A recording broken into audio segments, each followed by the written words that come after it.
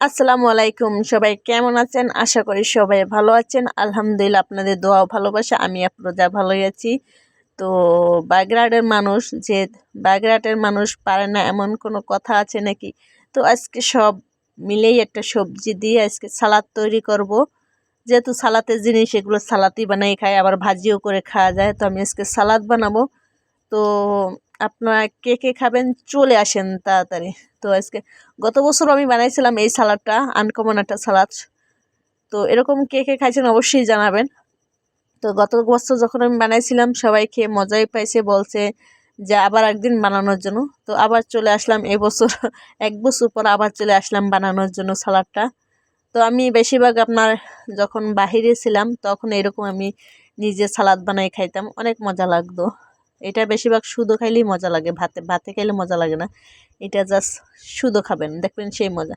তো প্রথম আমি সব জিনিস ধুয়ে লেবু, গাজর, টমেটো, তারপর বিটকপি, খিরই, এই তারপর পেঁয়াজ, কাঁচামরিচ, লবণ সব কুচাইছি। কুচানোর পর এখন এই যে সুন্দর করে এখন হাতের মাধ্যমে পেঁয়াজ, কাঁচামরিচ, লবণ দিয়ে ডলতাছি সুন্দর করে।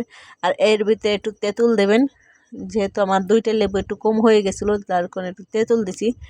তো আপনারাও দিয়ে দেবেন, এরকম মজা লাগবে। যে এখন আপনার ধনেপাতা কুচি দিয়ে এখন সুন্দর করে মাখাবো। তো কে কে খাবেন চলে আসেন তাড়াতাড়ি, ঠিক আছে? আর এরকম আপনারাও বানিয়ে খাবেন, দেখবেন অনেক মজা লাগে। তো যেহেতু এখন বিট কফি সিজন, এর কারণে বানাচ্ছি। মোরা হয়েছে বাগেরহাটের মানুষ, মোরা যদি না বানাইতে পারি তাহলে কেমন রায় আপনারা? এখন দেবো সরিষার তেল। দেখেন কি সুন্দর হাতের মাধ্যমে ডলিয়া ডলিয়া এটার এখন ভর্তা বানাচ্ছি। দেখেন ভর্তা বানাইতে বানাইতে এটা রস বাইর করে ফেলাবো এখন।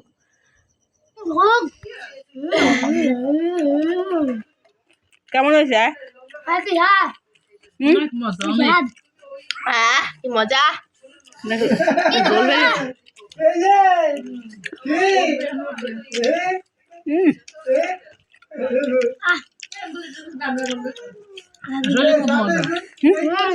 খুব মজা, সব কয় পদে মিলে বানাইলে মজা লাগে।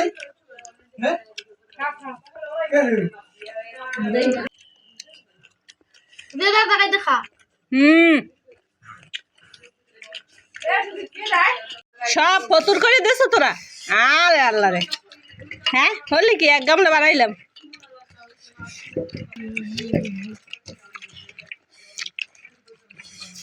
তোরা গামলা দিয়ে খাইস না তুই, চুমুক আল্লাহ মাসে দেখবে, দেখলো চুমুক দিয়ে খাই, দেখ চুমুক দিয়ে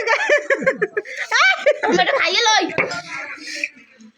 চুমুক দিয়ে খাই একটা খাইতে আসো মনে হয় কাকু